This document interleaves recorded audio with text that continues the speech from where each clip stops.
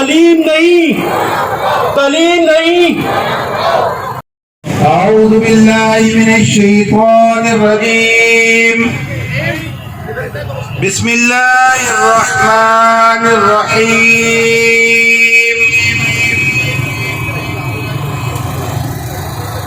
آمن الرسول بما انزل الیہ من ربہ والمؤمنون كل آمن بالله وملائكته وكتبه ورسله لا نفرق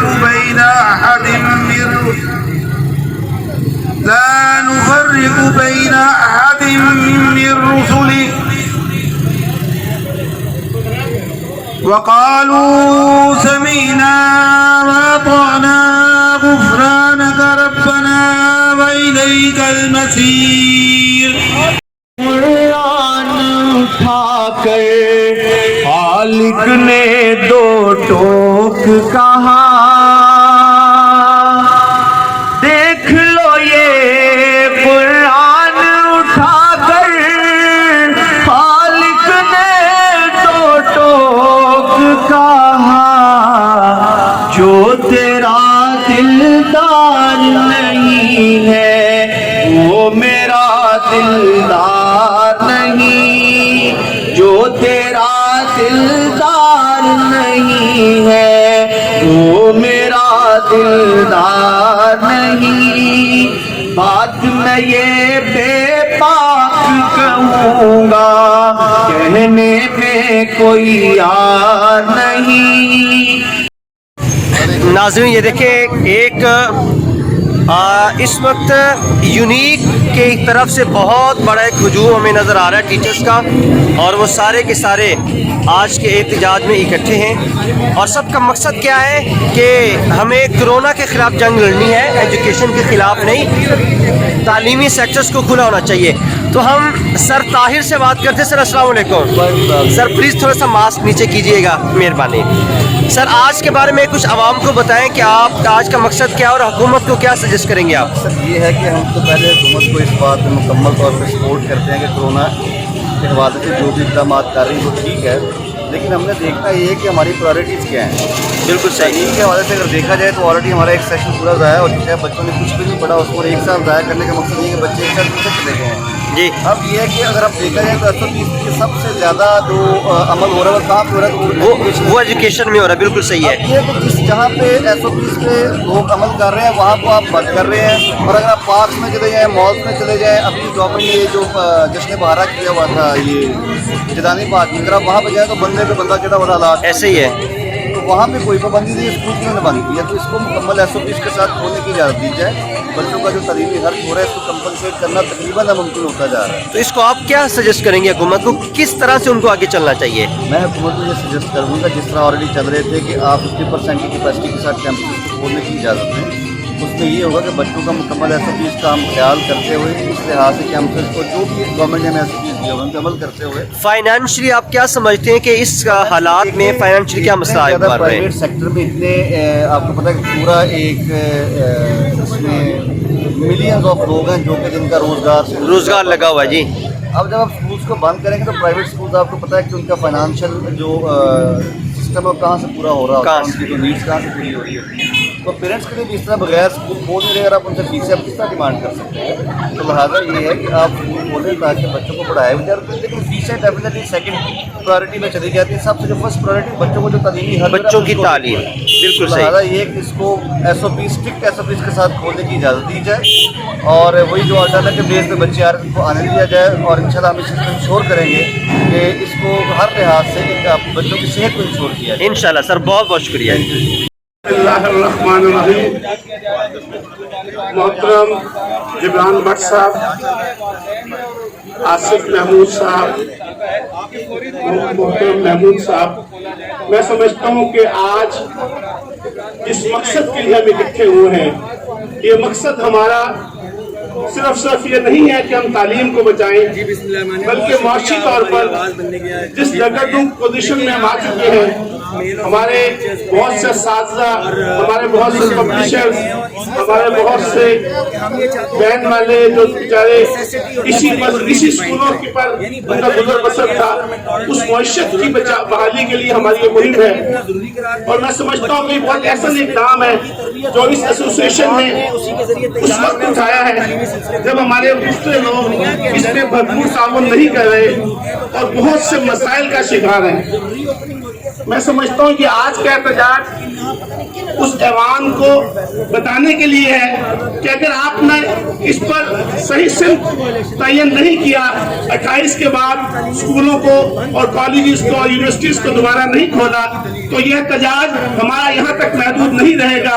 यह एहतजाज हमारा 28 के बाद 29 को वजीर तालीम के दफ्तर का घेराव होगा, फिर दमादम मस्क अंदर होगा, फिर हम देखेंगे कि जो लोग हमारे साथ हैं वो लोग क्या करते हैं तालीम के हवाले को खोला जाए। और अगर कोई वायलेशन करता है, आप ज़रूर स्कूल और कॉलेज को बंद करें, आप वहाँ पे ज़रूर रैंडम टेस्टिंग करें, जो आपको SOPs को फॉलो ना करे उसको ज़रूर आप फाइन करें, लेकिन पूरे तालीमी सिलसिले को बंद करना गवर्नमेंट की तालीम दुश्मन पॉलिसी की वाज़ह दलील है।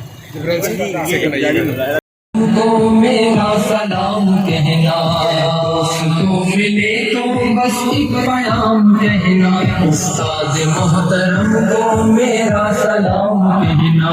इतनी मोहब्बतों से पहला सबक पढ़ाया, मैं कुछ न जानता था सब कुछ मुझे सिखाया। कितनी मोहब्बतों से पहला सबक पढ़ाया, मैं कुछ न जानता था सब कुछ मुझे सिखाया।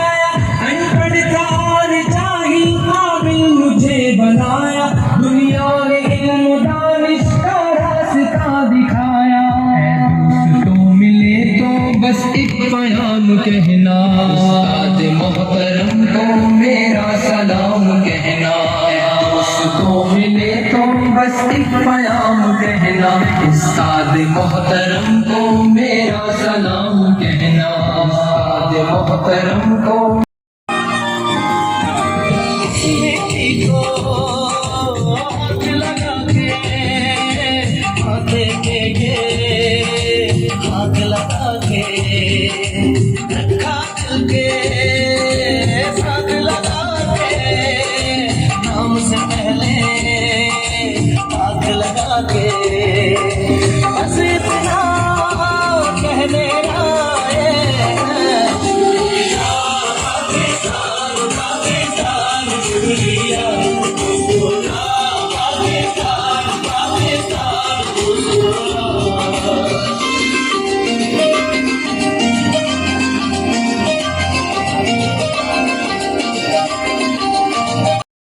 आपका नाम क्या है जी?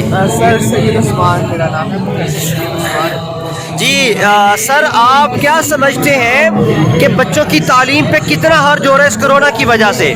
सर अगर हम बात करें ना तो आप और हम और बल्कि पूरी पाकिस्तान और पूरी आवाम बल्कि पूरी दुनिया की आवाम इस बात से वाकिफ है कि पाकिस्तान का इलिटरेसी रेट कितना ज़्यादा है पहले। बिल्कुल ऐसे ही। अगर इस तरह के हालात होंगे तो बच्चे कैसे आगे जो है ग्रो कर पाएंगे।